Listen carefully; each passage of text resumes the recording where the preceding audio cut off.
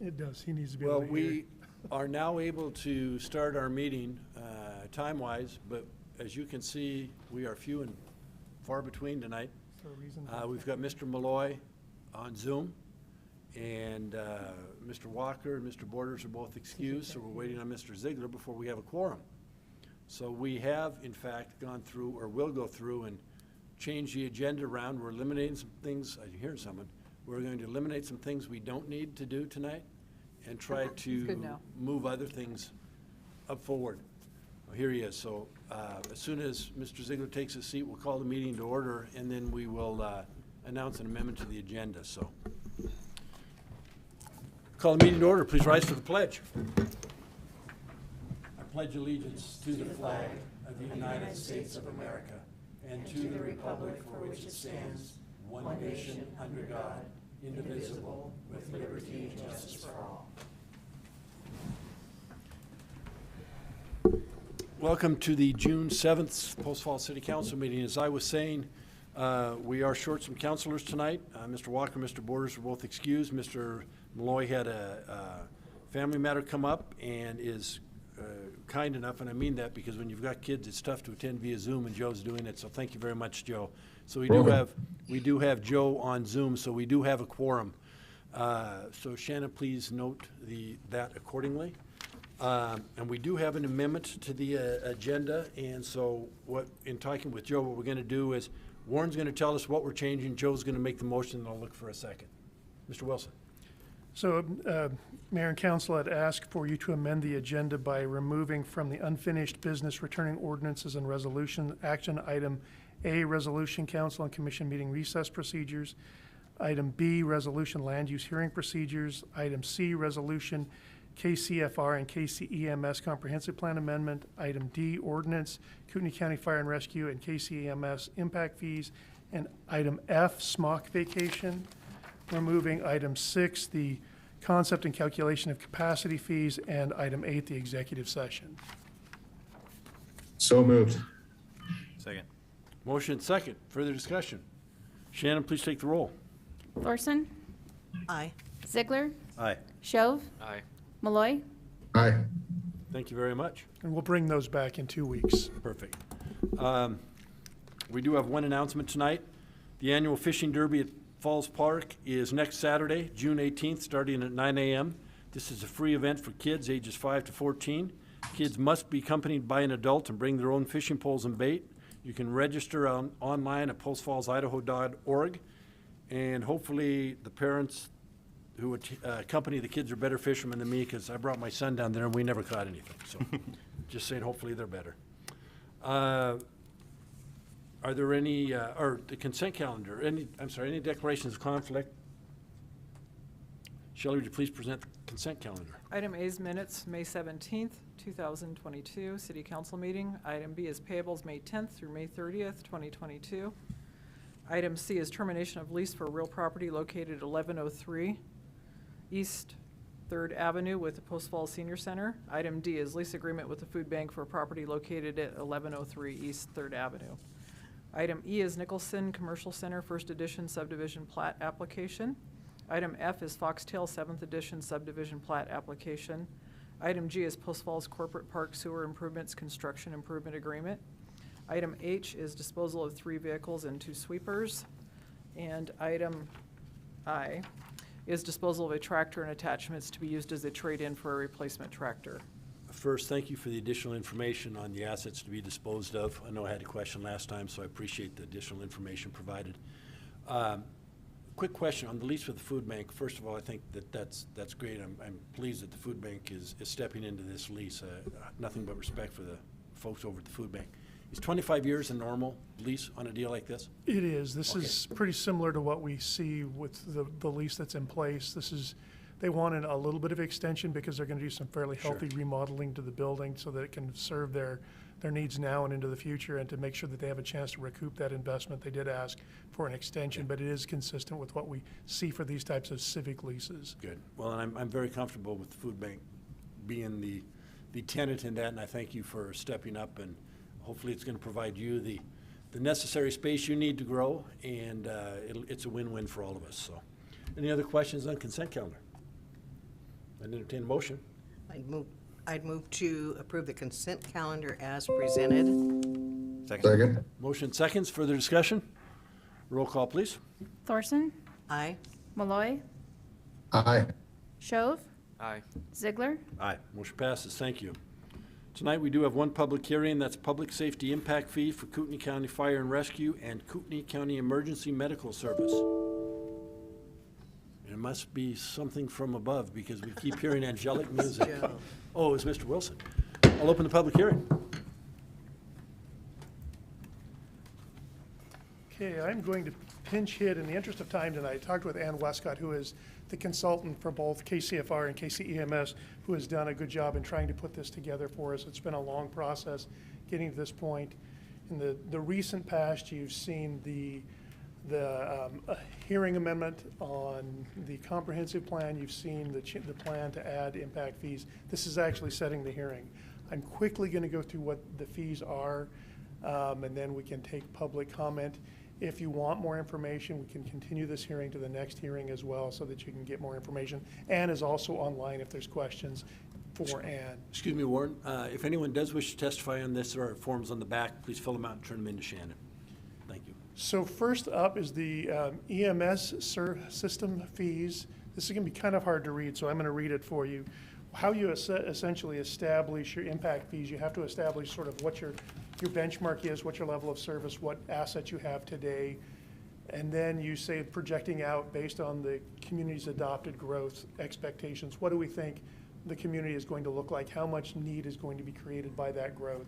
And then you quantify into a capital improvement plan the items that the capital items you're going to need to be able to meet that need. And so for KCEMS, the study lists out a number of physical facilities, mostly 5 additional ambulances, critical care ambulance, 3 command response vehicles, a towing response vehicle, and then a number of equipment.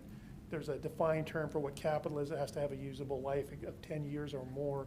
So these are the items. It totals up to, call it $9 million, and that includes other resources. It's about $4.3 million in impact fees to pay for those things. So the next slide gives you the punchline. So you divide that by what you're expecting your growth to be, and this generates your fees. So for KCEMS, the residential fee will be $132 per residential unit would be charged for the KCEMS fee.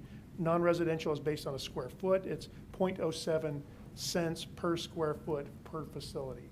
That would be the fee, and it would pay for the items that we just went through that's in the study.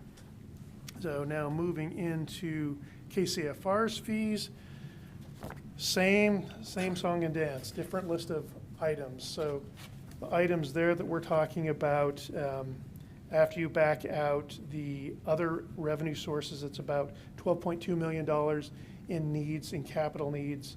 Those include new fire stations, relocating fire stations, new 2 fire engines, 2 brush trucks, 2 staff vehicles, fireboat, new radios. So all of that's based on the study, and that amounts to a total of $20 million, but $12 million of that is covered through impact fees. And that works out to, turn the page here, it's per residential unit, it's $1,200, $1,207. For non-residential, it works out to 0.60 cents per square foot. And that's the fees that we're asking you to hold a hearing on tonight. And if you want to adopt these fees, we'll bring back a fee resolution at the next council meeting to adopt the fees. And I can answer very limited questions. I have a question for you. So the service providers, Kootenai County Fire and Rescue and EMS, provide for the city of Post Falls in outlying areas. So if you're looking at impact fees, this is what a project in Post Falls, this is the fee that a project in Post Falls would pay. Will the county also be paying a similar fee based on development there? I can't answer that explicitly, but that's the plan. So the idea is that there's one service area that covers their entire service boundary. They're working with all of the jurisdictions within that service area to adopt these fees. Okay. Sounds good. And so that will be staff report at this? That's the staff report at this point. If there's questions, we have these folks who can testify, and we also have Ann online, Okay. who's their Chief, did you Galena want to say anything, or consultant. that answer? No, I think that answers, I can tell you that fee. Please, come on up to the microphone, please, Chief. And name for the record.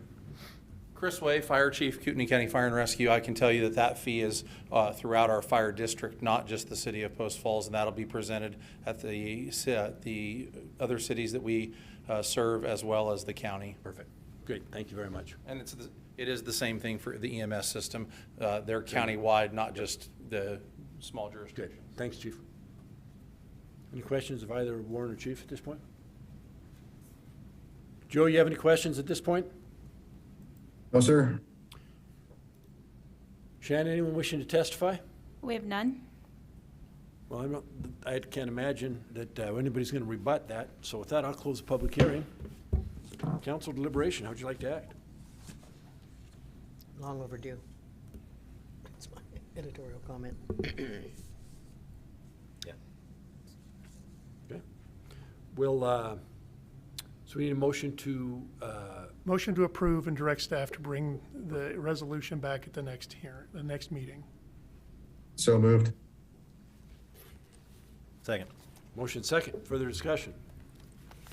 Roll call, please. Malloy, Aye. Shove, Aye. Ziegler, Aye. Thorson, Aye. Motion passes, thank you. It's one of those, as I told the chiefs, I didn't expect anyone speaking against, so. Next item on the agenda is unfinished business, returning ordinances.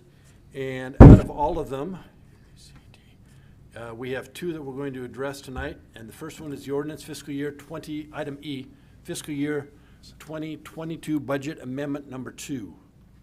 So I would move to approve the FYI 2022 budget amendment number 2, FY. FY 2022. Second.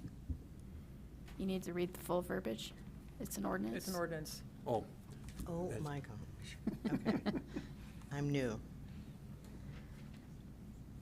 title only.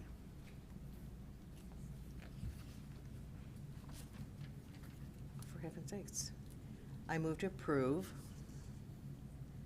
FY 2022 budget amendment 2 On its first and only. and have staff prepare the final ordinance for On adoption. its first and only reading. This is the first and only reading by language. title only, will under suspension of the rules. Yeah, that. On first and only reading By under title. suspension of the rules. By title only. Second. By title only. By title only. There you go. Second stands. Motion second, further discussion? Roll call, please. Shove, Aye. Ziegler, Aye. Thorson, Aye. Malloy, Aye. Motion passes. Mr. Wilson. An ordinance of the City of Post Falls, Idaho, amending the annual appropriation ordinance number 1449 for the fiscal year beginning October 1, 2021, to reflect the receipt of unscheduled revenues and to authorize expenditures of previously unbudgeted fund balance, increasing and establishing the appropriations for expenditures in various departments and funds, providing that the tax levy upon taxable property within the city is not affected hereby, providing that all ordinances in conflict herewith are superseded by this ordinance to the extent of such conflict, and providing that the ordinance shall be effective upon its publication date. And I move to approve the ordinance FY 2022 budget amendment number 2 and to direct the clerk to assign the appropriate number and that it be published by summary only. Second. Motion second, further discussion. Roll call, please. Shove, Aye. Ziegler, Aye.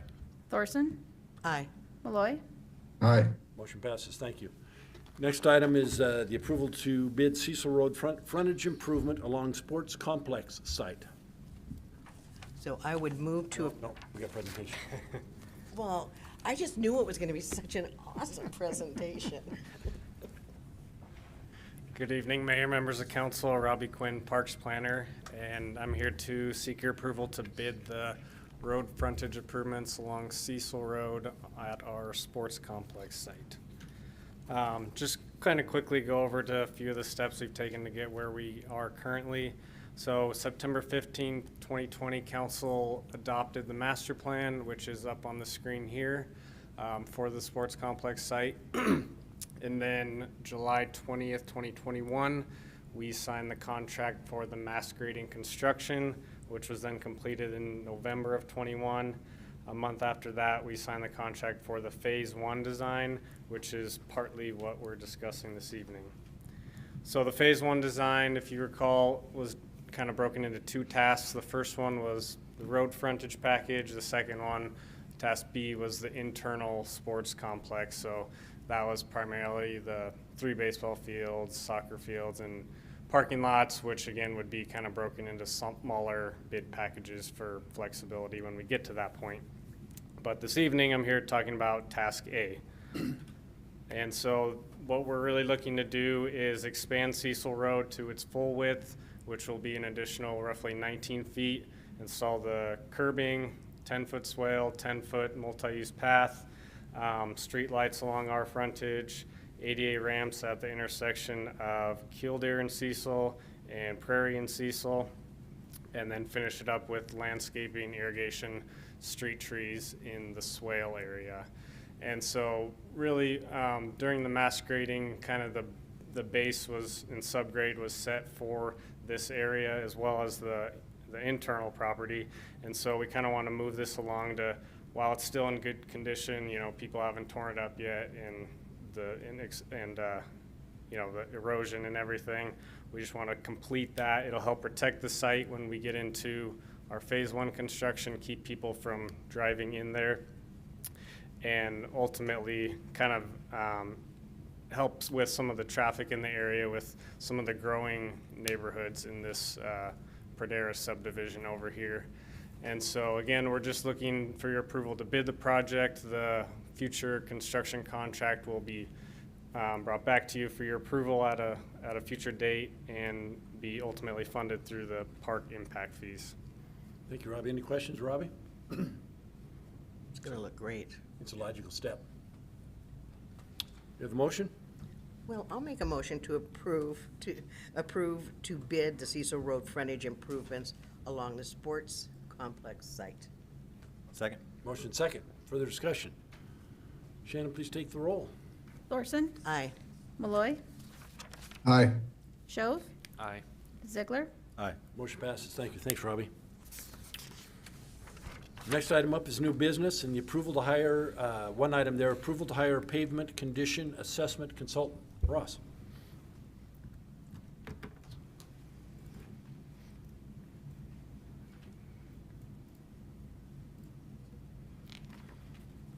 Good evening, Mayor and council members. Ross Junkin, Public Works Maintenance Manager.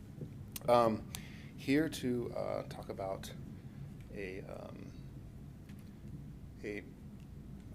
sorry, I'm just leaving a baseball practice and I'm trying to reprogram my brain. So the pavement condition assessment that we would like to conduct on all of our city streets. We have nearly 200 streets. Each year we add. Over the last 5 years, we've added 50 miles of streets. So we continue to grow. We want to get a baseline of what we've got, where it's at, as far as condition. So the objective for this is to get an automated system. The data, I've done this in the past manually.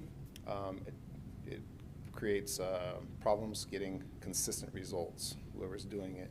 So they do have equipment now that can actually drive the roads, digitally pick it up, and be very consistent with it. And then using AI software, it's pretty trick now.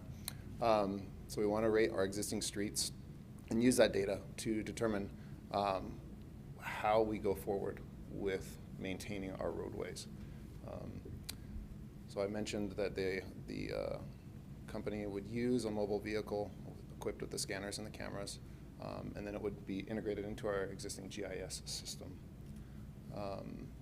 Using this information, once it's all gathered, this company would generate work plan on a large report, basically, that I and my staff can use to help us making decisions where we put all these the funds that we have, so we can really dive down and use that money wisely. Currently, we use shoulder knowledge. We know which roads are bad for the most part, but we've got 200 miles of lane or just roads. So we can't put our eyes on everything to know exactly. We know where our potholes are and our bad sections are. However, we want to be able to look at the roads for the next 5 years, 10 years, to see where we need to be. The other thing with these reports, to keep them updated, we should be doing them every 5 years. That's industry standard. So I look at this investment as it's a 5-year investment in increments. We put out an RFP. We had 4 submittals that we returned, and we based them on costs, automation, ability to meet the requirements within there, and then the schedule. And that's an example of one of the vehicles that they typically use. In summary, I'd like to get approval to hire this company. To do that, we have an agreement set up, ready to go, and we would like to hire Transmat Corporation as they receive the highest ranking of the city committee that was put together to evaluate those proposals. The proposal cost is $93,000, and we would look to have a little bit of contingency in there to make that $100,000, which was what the budgeted amount was for this year. The benefits that can come out of this, we stand to potentially gain a foothold on grants that are out there. If we know where the money needs to be spent, we can help engineering with our assessment of the roads. It's not just the asphalt either, or the concrete that we have out there. It's also the curbing, our ADA ramps, and our sidewalks. So it can assess all of that. I'm a little scared to see what we're going to end up with, but at least this will give us a baseline of where we can best put the money that we have set aside and dedicated for maintenance of our roads. So I ask for approval to spend that money. Ross, so it's 100,000, 5 years, so if you're, I guess, 20,000 a year basically is what it is? If you have to Basically, come back in another 5 years, Yep. whatever it is at that point, but if you had someone, I'm looking at this from what are the costs and cost avoidance, but I don't know for 20,000 bucks if you could get someone internally spending the time to get as accurate as data as you think this is going to provide you. I don't think $20,000 would get you there. I agree. I've done this in the past, not quite as many as 200. I think it was about 80 miles of roads, and it took me and another person driving the roads, it took us a month and a half. And you probably don't have this type of equipment. And we did not. It was just a list, Yeah. a checklist, knocking it off. And I'll tell you, the beginning of the project and the end of the project were 2 different categories. I mean, we had different ratings from the beginning to the end. Well, in the roads, we address roads and road repair and road rebuilds, et cetera, chip seal, the whole 9 yards, every year in the budget. Correct. And so this is just going to be another arrow in the quiver, so to speak, as far as dictating or directing us as to where that money needs to be spent. Exactly. There's a system called the PCI system, Pavement Condition Index, and it will rate every road based on that index from a 0 to 100, 100 being top end, brand new road.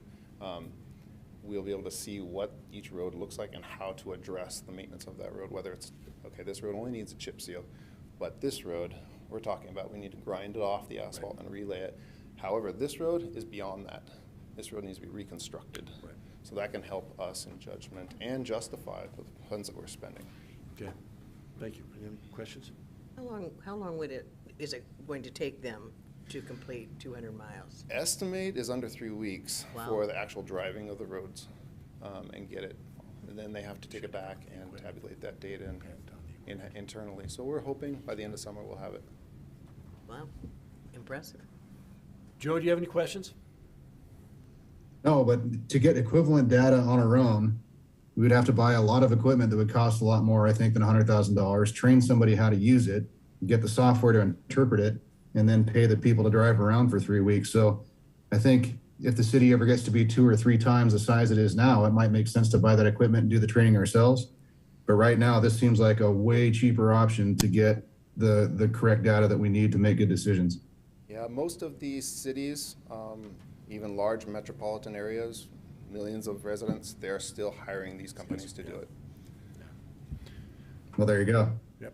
Thank you. I'd entertain a motion if there's no other questions. I'd move to approve the hire of a pavement condition assessment consultant Do you want the dollar amount in there, Warren? Sure. for $100,000. Second. Motion second. Further discussion? Roll call, please. Malloy, Aye. Shove, Aye. Ziegler, Aye. Thorson, Aye. Motion passes. Thank you. Thanks, Ross. Next section on the agenda is for citizens' issue, and this section of the agenda is reserved for citizens wishing to address the city council regarding a city-related issue that is not on the agenda. If anyone wishes to speak, come forward and give your name for the record. No takers tonight. Administrative staff reports have been removed. Mayor and council comments. Beans, it's been so long since my kids have been in school. Are schools out now? They'll be out Friday. Friday. Schools will be out Friday, which means a lot of littles are going to be looking for places to play, and oftentimes that is in our streets. So please drive carefully. Please watch out for this, the kids. You're going to see a whole lot more of them during the daytime hours, and let's keep them all safe so they have the pleasure of attending school again next year. Council comments? I'm good. I have a quick one. I just was having several conversations with our citizens about our park passes for down at the park and have received very positive feedback about that program. So thank you for implementing that. Good. Nice work, Jeff. It was my dream. Yeah. Anything else? I'd just like to thank you, Mayor, and the city staff for working with me tonight on an abridged agenda. Some stuff came up and couldn't avoid it. So thanks for working with me to make this meeting happen. I really do appreciate it. Oh, no, I appreciate you being willing to call in because I know it's difficult, and we wouldn't have had any meeting if had you not been able to. So thanks for your efforts, Joe. Thank you. Executive session has been canceled. So the next motion is, To adjourn. all those in favor? Aye. Meeting adjourned. Thank you.